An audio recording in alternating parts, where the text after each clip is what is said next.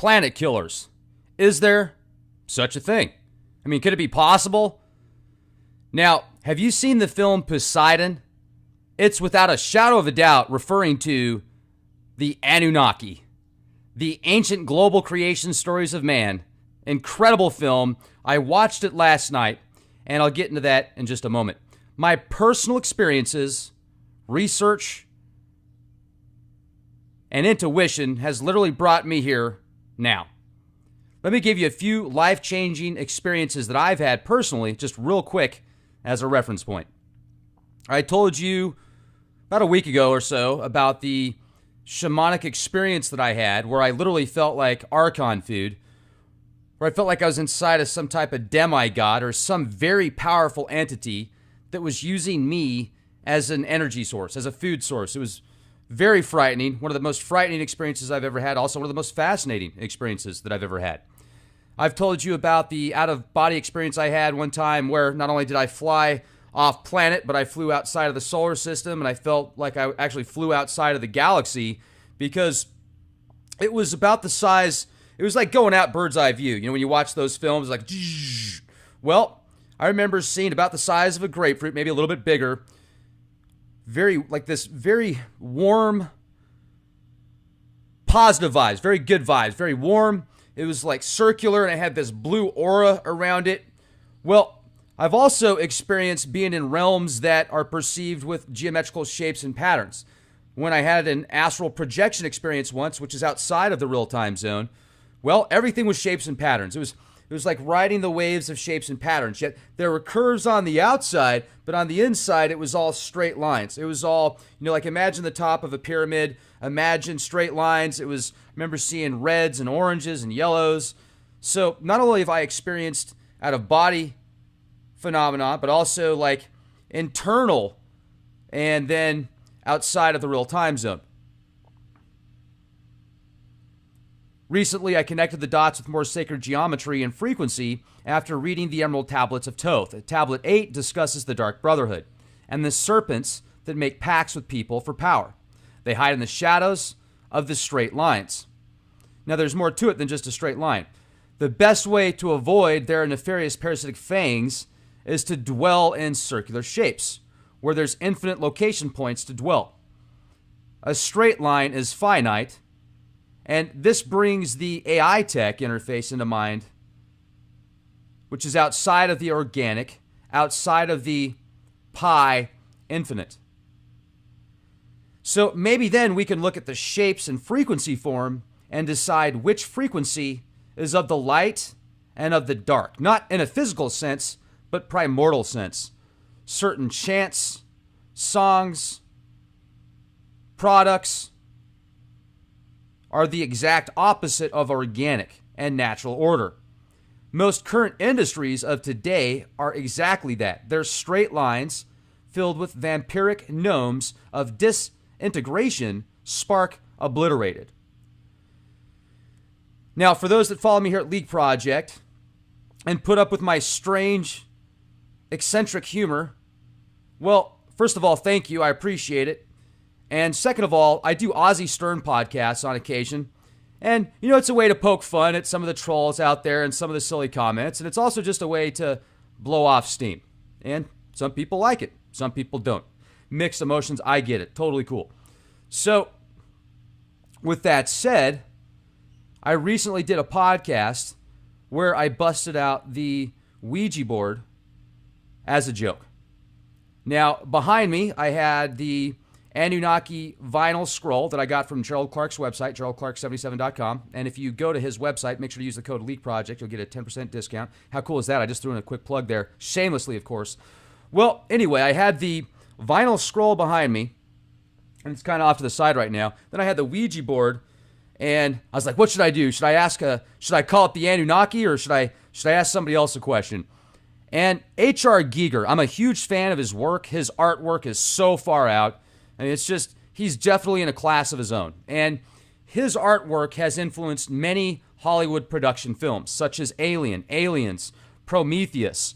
And I would love to one of these days be able to find an actual painting of his, like an original, but I'm sure they're so outlandishly expensive if you can even find them. Heck, just a poster of his that's autographed will cost you $400 or $500.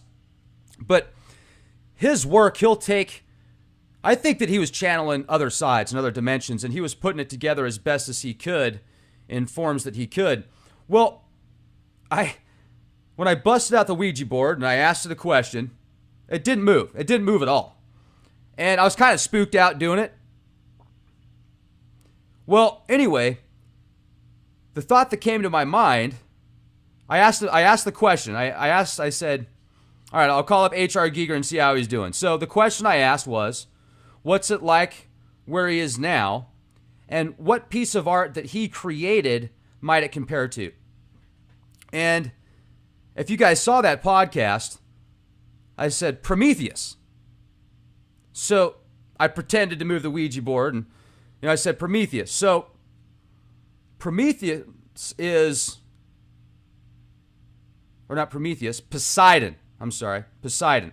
So have you guys seen the film Poseidon? Well, if you've seen the film, it's incredible. It's kind of like a comparison to, if you've seen the older Alien series, well, this kind of shows you where the aliens came from. It also shows you where we came from. But it's Poseidon, not Prometheus. And if I said Poseidon no, I said Poseidon. Okay, just checking my notes. So, anyway, Poseidon. And later on, I realized Enki is the one referenced as Poseidon in scriptures of antiquity from several parts of the world. So Enki is also the genetic scientist of the Anunnaki discussed in much of the Sumerian history and other cultures. So last night, I decided to watch the film Poseidon, and voila! In the beginning of the film, it's based on ancient texts from around the world, leading to the same things: the human, the engineers, the Sumerian, the Babylonian, the Egyptians, the Germans, the Irish, even 25,000-year-old Scottish cave paintings were all decoded with the same message, and they had these star charts that all pointed to the same part in the cosmos, far out into the galaxy.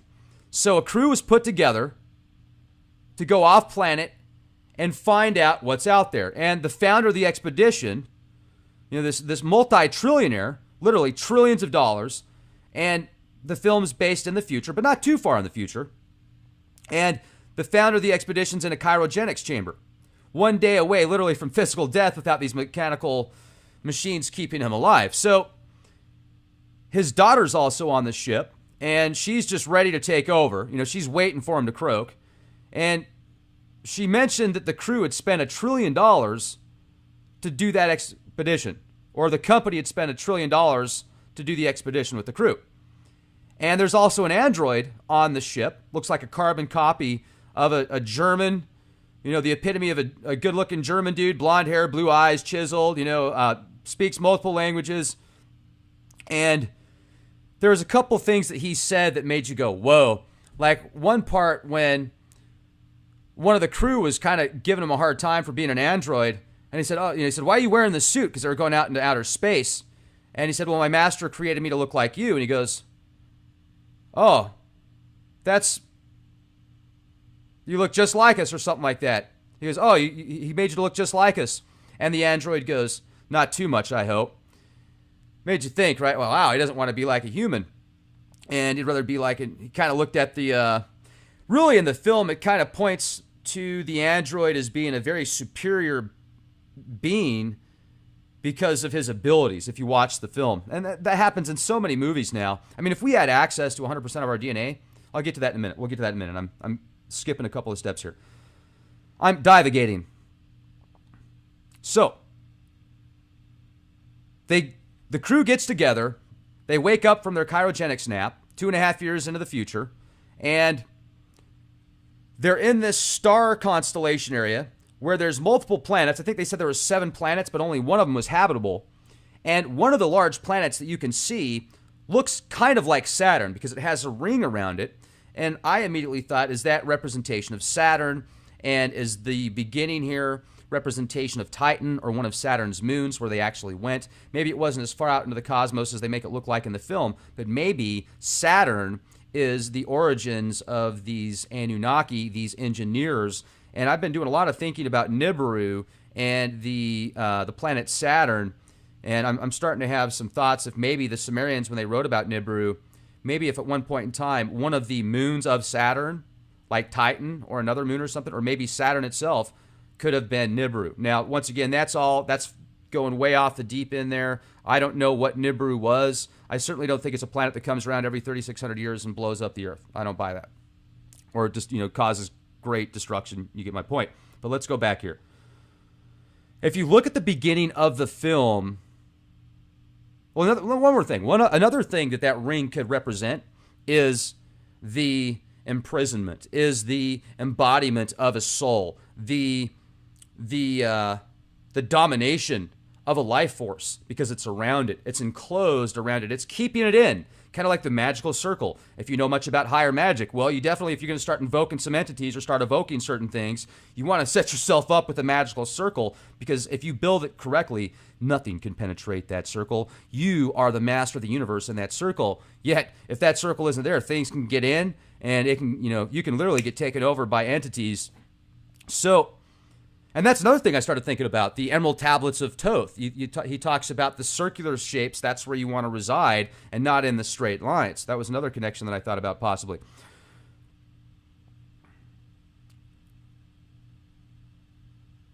All right, let's go back. In the beginning of the film, Poseidon, one of the engineers, one of the Anunnaki on his planet, drinks some black goo. Now, he's right by the water when he's drinking this black goo. There's this UFO shape,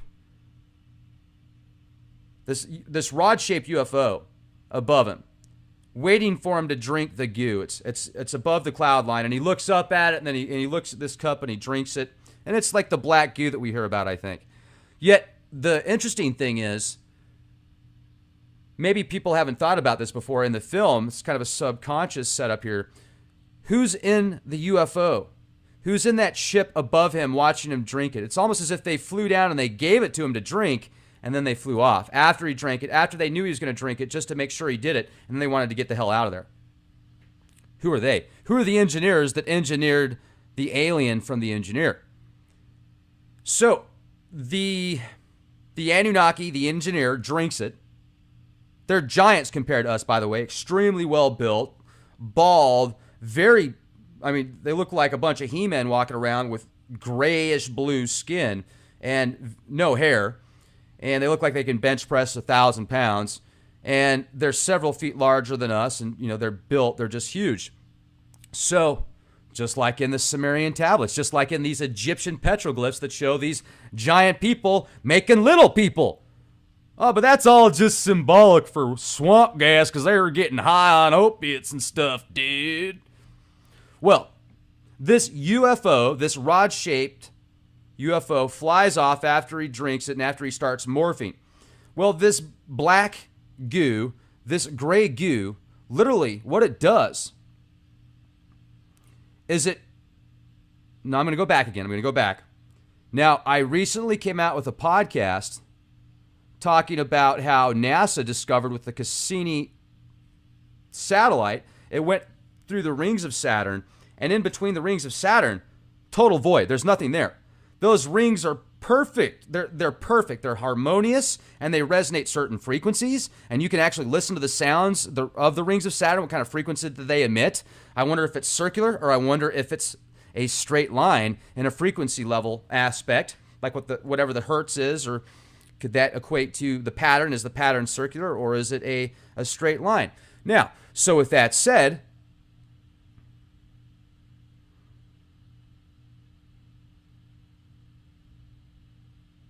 dang it.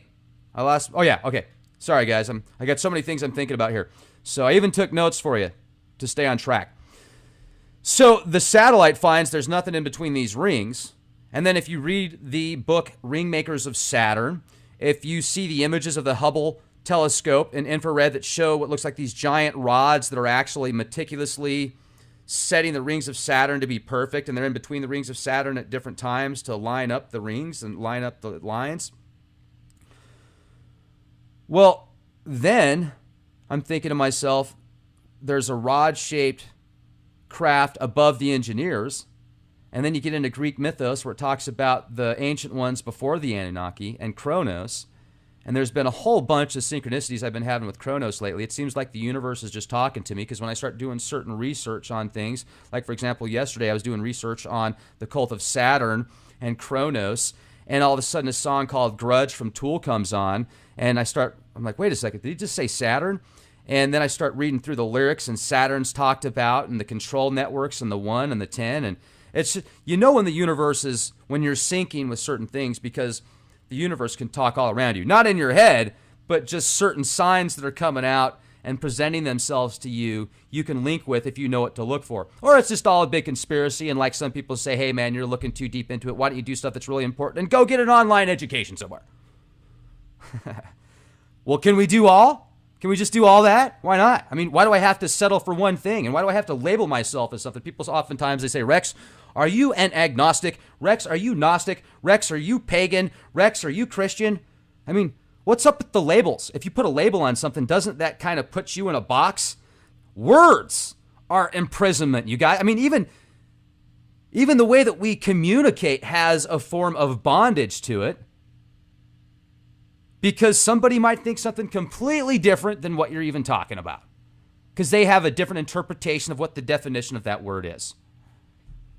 Every aspect, I shouldn't say every aspect, but so many different aspects of reality, of what's supposedly real, seems to be tainted and under some type of serpent-like archon control that we don't see with our physical eyes behind the scenes. I'm just saying. I mean, do you think when an ant's getting ready to get stepped on by somebody, do you think it actually sees that person the way that you would see that person stepping on the ant? And do you think that person really cares if he steps on the ant? Most people don't. Some people do. If I see an ant, I'm not going to step on it unless, like, I have to. And I don't know why I'd have to unless if it keeps bugging me or something like that and I can't get rid of it. Like the other day, I swatted a fly on the air. That was kind of fun. But that thing wouldn't leave me alone. That thing was bugging me. I tried to get rid of it. And the only way was to swat it. So, once again, my question is, who was in that craft that gave the engineer the elixir, infamous gray goo? And then, when this dude literally breaks down into, like, he breaks down all of his DNA, he disintegrates into the water, and then it starts to reform, but it doesn't show what he reforms as. But what it does show is it shows DNA like ours. It shows the DNA actually reconstruct. Then I start thinking of all these Sumerian gods that have the serpents wrapped around them. It's DNA strands. And I'll show you some images here in a minute. Last night, I started zoning out. I was thinking about what it'd be like to travel time and space, looking for our creators. And then once we found our creators, then go find their creators and their creators and their creators and their creators and their creators, literally in perpetuity. And how amazing that would be. It'd be like a constant field trip where you're always out traveling the cosmos and being able to see these incredible nebulas and different planets and star structures. And then you could meet up with some incredible beings that might have completely evolved completely different than us because of their life makeup, the building blocks of their biology. It's just fascinating. It's like beyond Star Trek, you know? It's amazing to think about these things, and why not? Think about it. You got to think about it before it turns into reality. So best way to create reality is at least think about it first, and then once you get that thought, it's out there. It's created at some level. Then what you have to do if you want to get it here in this physical form is you have to learn how to bring that vibrational frequency down to this point. Everything's connected at some level, so just learn how to tap into that frequency and then morph it into your reality, essentially, in layman's terms. And I'm learning this as I speak to you guys. I mean, this is all information that I've been obtaining over the years, and it just seems like for the past few weeks, things have just been clicking. I'll look at I'll look at a sculpture, or I'll look at a carving or an engraving or a petroglyph, or I'll watch a movie, and these just beautiful gems of clandestine knowledge present themselves. They unfold, and things happen at specific times. And when you're resonating in the right place and universe is talking to you, that's when things like this start to happen. That's when you start to meet people that are in the same type of research that you're doing.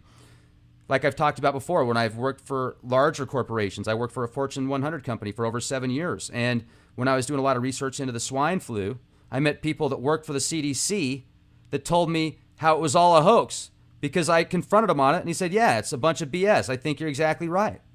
So those things present themselves to you when you're on the right path, and to kind of confirm what you're getting into. We look for things to confirm. Like, for example, if you go out and buy a car that you hardly ever saw before, and let's say you go out and buy a 1985 RX-7.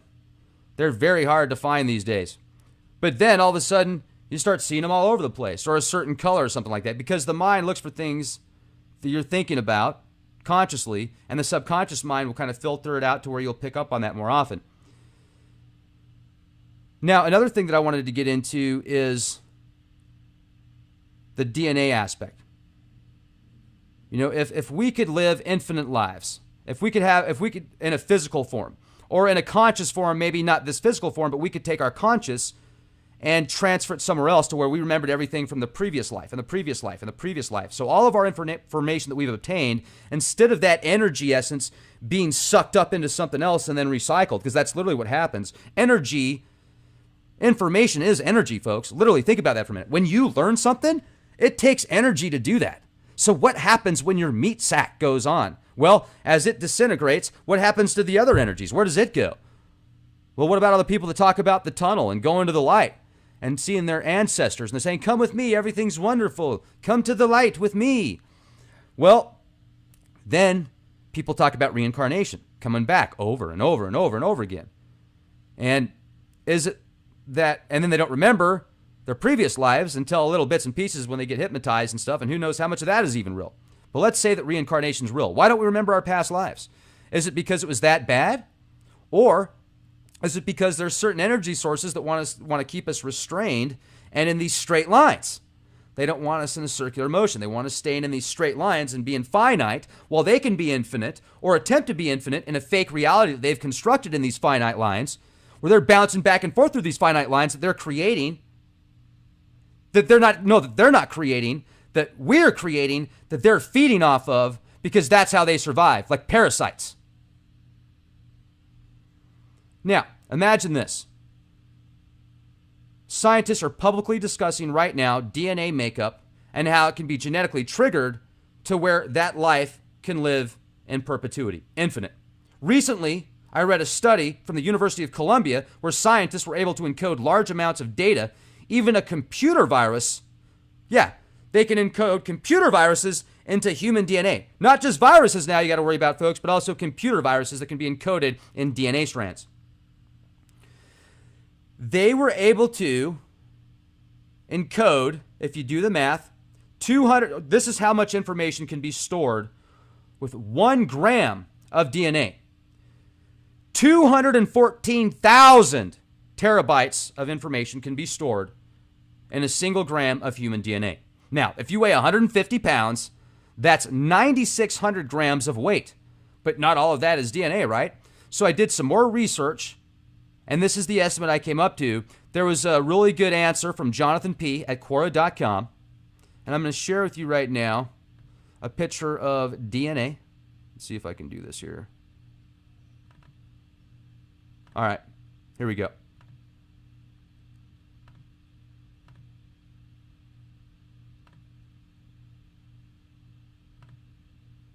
Okay.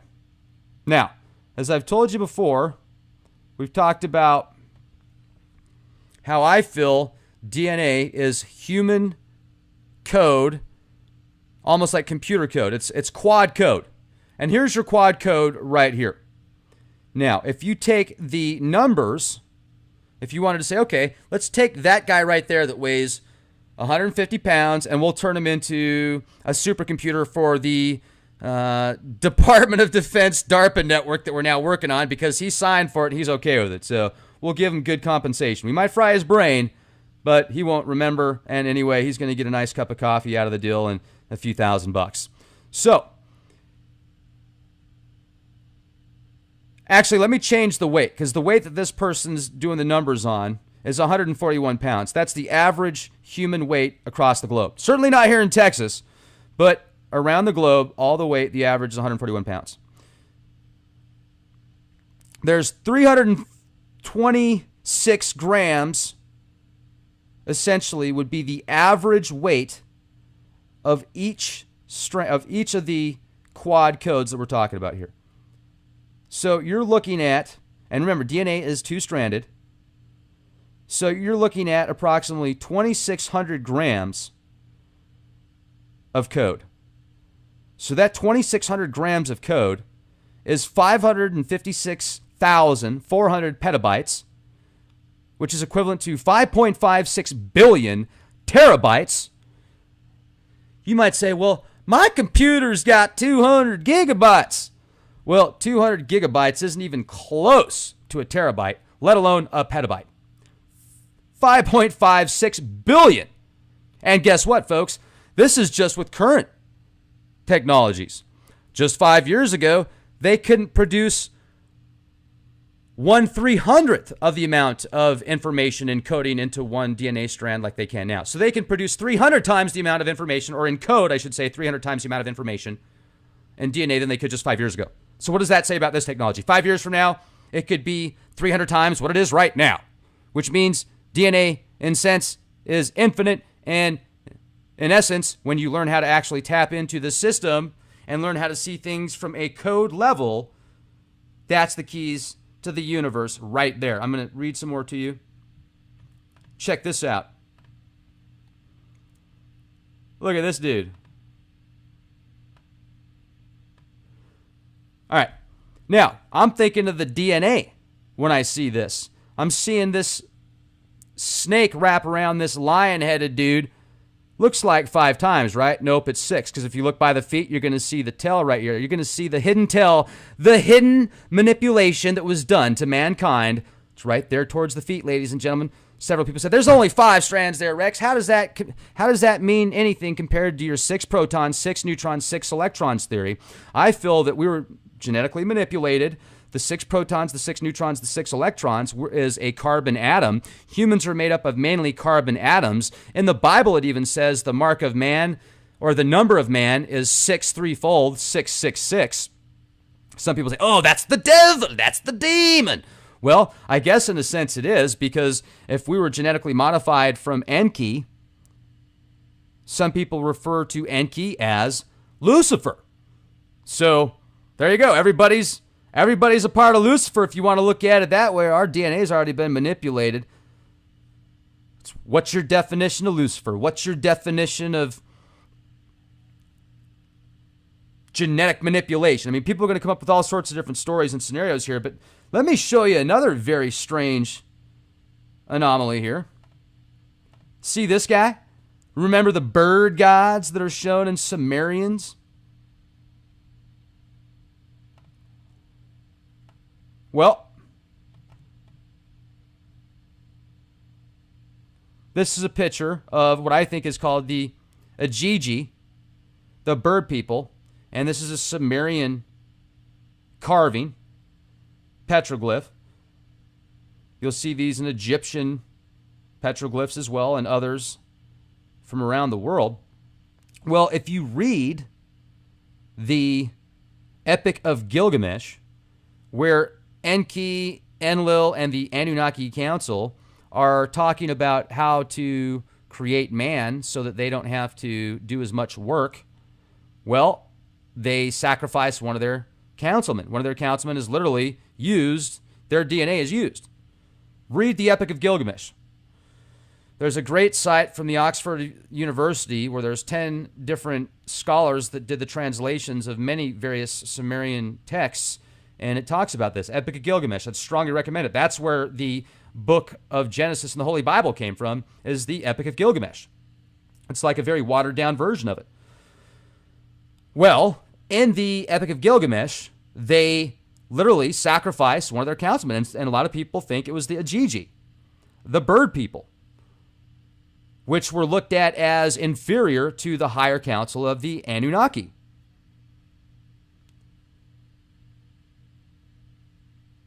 That's very interesting, and I think that that's what this picture is depicting right here.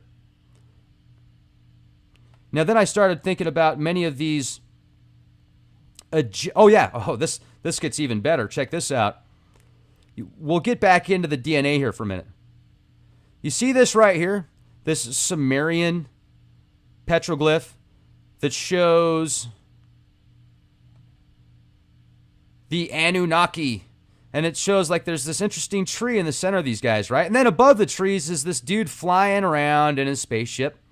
Well, here's my take on this. This is the DNA right here. This is the flower of life, the DNA that was used to manipulate mankind.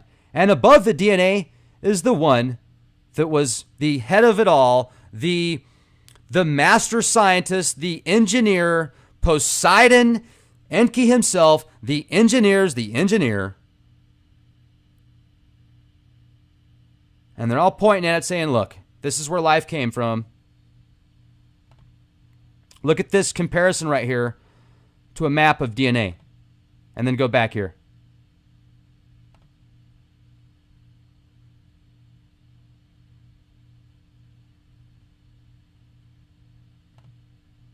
Isn't that incredible? Hold on a second. Let me see if I can even change this a little bit.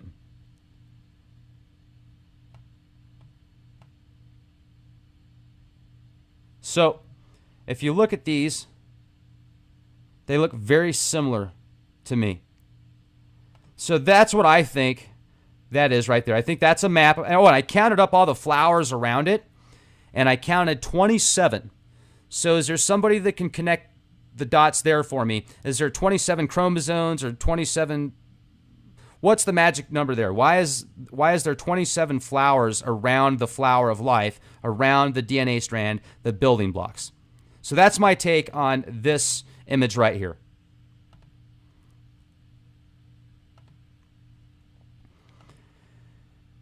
And, okay, so let me go back here.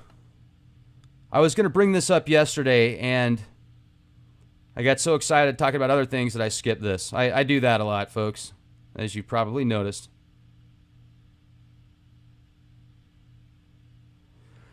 I'm listening to some dubstep right now while I'm looking for this. Okay, here we go. What is the key to the universe? How do you unlock things and see it from a primordial level? How do you know what things really are and break out the illusions and see everything around you? Everything. Literally. How do you do it? Well, this is my hypothesis. This is my synopsis. This is my theory. If we learn to observe, analyze, and compute at a DNA level, consciously, then we could and will be able to read everything. Hence, all-knowing, abracadabra, God mind. Then, once we obtain this understanding of the DNA language, breaking the time-space continuum of conundrums and eliminating any misunderstanding of understanding truth, which is the ultimate love. Truth is the ultimate love. Once at this level, you will be able to create matter from thought, because matter is much lower than thought, and this is proven with science and frequency. That's pretty deep. Think about that for a minute. If we could see the building blocks, or have some type of sunglasses, or know a specific harmony, frequency, sound. What about Leto Atreides from Dune? That guy can blow stuff up with sound. They used technology combined with their own bodies and created incredible life extension capabilities with their suits when they were in Dune, as well as defense with their voice and technology that would shoot these lasers that go, Oh, oh. It was awesome the way they do it. Oh, oh, oh. And nanu. Leto Atreides, that guy, I'll tell you, that guy's cool. And on that note, it's funny because when I watched Guardians of the Galaxy 2 the other night and I did my analysis on it, I actually went out to watch the new Alien film that's coming out because I looked up online and it said it started at 10:50 or 10:30 or something. So I'm like, great, let's go see it. So I head on out there with my friend to go watch the film. And we get there, and the guy's like, oh, do you want to watch Alien next week? You want to buy tickets for next week? I'm like, no, I want to watch it now. Oh, are you saying it's not out yet? I'm like, oh, this happened to me one time before. So it's not even out yet, but I did go to see that film. But you know what? I'm sure glad I went because Guardians of the Galaxy 2 was awesome. Chris Pratt is an amazing actor, and I really enjoyed the film. It also spooked me out because at the very end, even after the good guys won, I still felt like there was that dark, archonic influence kind of going, we're still in the shadows and we still control you. You think you have won, but you haven't. It's like they're still in the box. Great film, though. I'd recommend watching it. So I just say, hey, question everything. Absolutely question everything. And here's another thing I want to talk to you about. You know those really cool petroglyphs where you'll see these Egyptians and they'll have on these weird headdresses and you'll be like, why do they have on a headset that's got horns and boxes and weird geometrical shapes, and why are they sitting down in particular positions? Very simple, ladies and gentlemen. I'll answer your question right there. This is the answer to that. They were using those headsets and those specific staffs for resonation, for vibrational frequencies, to harmonize with different energies. Now, read a book by Christopher Dunn called The Giza Power Plant Pyramid Power Plants. These pyramids were made for energy, for free energy. Talk about the ultimate clean energy source in perpetuity. Now, we should start recreating these headsets and these headdresses and start wearing them ourselves, and then go into an area where we can have, something set up at 100 decibels, 102 decibels, or whatever, and have certain frequencies and sounds hit that headset, and just imagine what happened. It'd probably blast you right off. You'd probably go right into an out-of-body experience. Boom! You'd probably start flying around like Silver Surfer style. Like, seriously. Imagine being in the apex of the Great Pyramid, in the King's Chamber, with one of those headsets on, and having a frequency of like 418 hertz, or one of the love frequencies, just blasting you in the center eye at a very focused point. Boom! Wow. Talk about stargates. And it'd be a lot cooler going through the stargate with your spirit than just your physical body. I mean, that's way above and beyond. That's tapping into God mind right there. That's awesome. That's what those things were used for. And another thing, the pyramids weren't made by huge giants and UFOs. They weren't made by huge giants, well, maybe UFOs, but they weren't made by huge giants going around going, 3, 5, 4, 5. I want to move that block from over here to over here. No, that's not how the pyramids were made. The Great Pyramids were not made that way. They were moved, those giant blocks that were carved and moved. And a lot of this stuff had to have been moved from thousands of miles away, folks. That's another thing a lot of times people don't think about is where did they get all the elements? Where did they get all the stuff to build it? From all over the world. They used frequency weapons. They used frequency technologies. They used sound technologies. These sound technologies can levitate things. They can move things. The frequencies will pick them up. Go, what's the gentleman's name that weighed about 100 pounds and was moving blocks that weighed tons in his backyard in Florida? The Coral Castle. I need to get out there and do a podcast on that. Somebody said they saw him once just moving stuff with his fingers. He was probably going, you.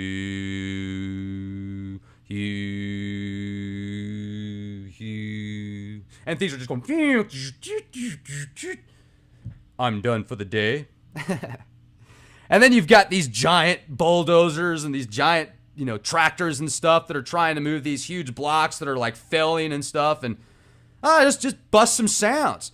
And then you got Mythbusters out there that tried to make that one guy take a dump and crap his pants, and they're like, we couldn't do it because they were putting all that low frequencies into the body, and they had him surrounded by speakers. And so people are going to say, that's debunked, Rex. That's not true. You can't move stuff with sound. You can't hurt people with sound. Oh, wait, well, maybe you can hurt people with sound, like, the new LRADs and stuff like that. Sound is life. Frequency is life. Straight line, round. You choose.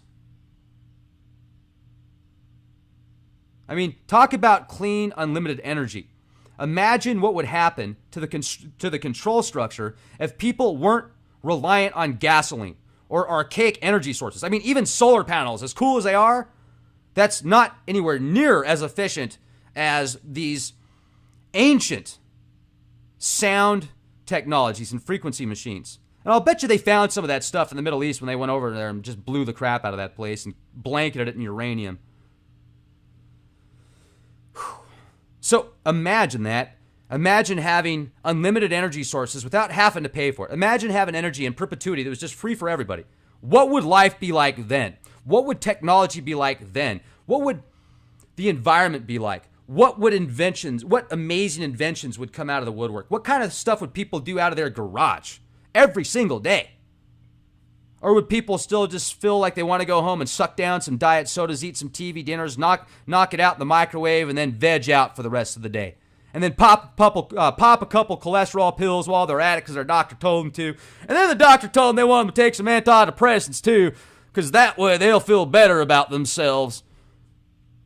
Man, I feel amazing.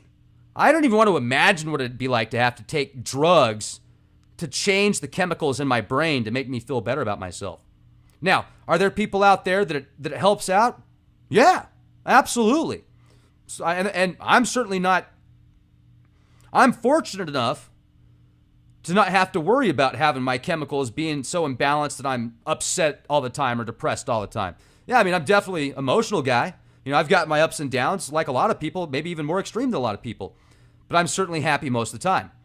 Now, what I wonder is those people that are on antidepressant medications, because I have good friends that are on antidepressant medications. So I'm not trying to come out in the wrong light with this by any means.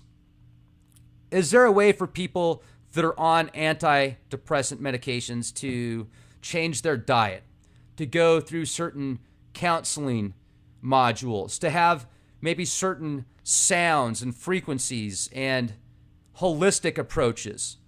Are there certain supplements that they can take that could level their chemicals out in their brain and make them feel better that aren't pharmaceuticals? Those are things that I would maybe look into if I was somebody that was on pharmaceutical drugs. And those are options. And we have to realize that not everybody's the same. So once again, I'm not trying to, no disrespect in any way, shape, or form for anybody that is that takes certain, I've got a lot of family actually. I have family members that take certain drugs to keep them from being depressed. So, and they're doing good. So let's move on from that. If we lived in a system that we had free energy, instead of blowing off mountaintops for coal or burning trees for heat or ripping the lifeblood out of the earth to pollute the environment and make some oil oligarchs extremely wealthy so they can put that money into more systems to enslave you and glorify themselves.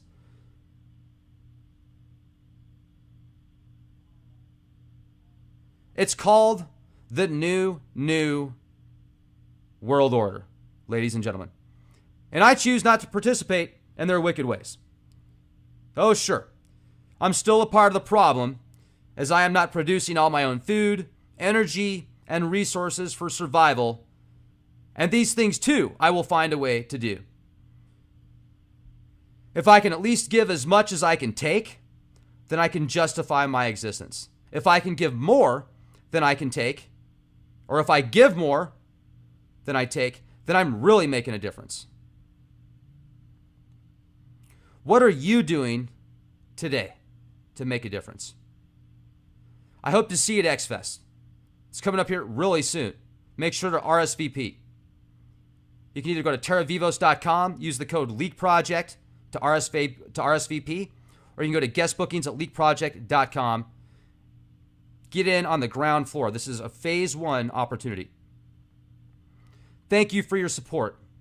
Thank you for being here with me. Question everything, ladies and gentlemen.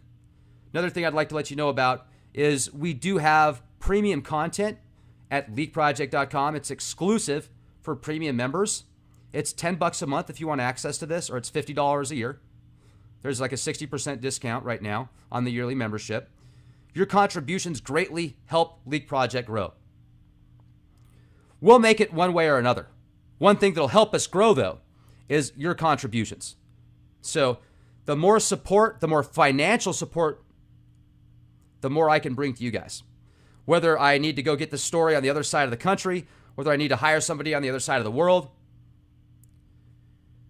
I put about 12 hours a day or more into Leak Project. Some people think I never sleep. I read some of the comments. They're like, Rex, are you on Adderall? How do you do this?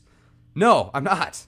I've been taking this stuff called colostrum from getthetea.com, and it's amazing. Seriously, it's way better than coffee ever was. But the shows are always free too. Not all of the shows, but we've got over 800 podcasts available on youtube.com/clandestine time lord. So you don't have to pay to get content, folks. And seriously, not everybody can afford it. And if you're going from paycheck to paycheck and you don't got $10 a month, I get it totally. So take the $10 and put it into your gas tank or something. So most of the shows are free. Now, the nice thing is for some people that do want to support the cause, if they're willing to put $10 a month into it or $50 a year, I want to give them a little extra.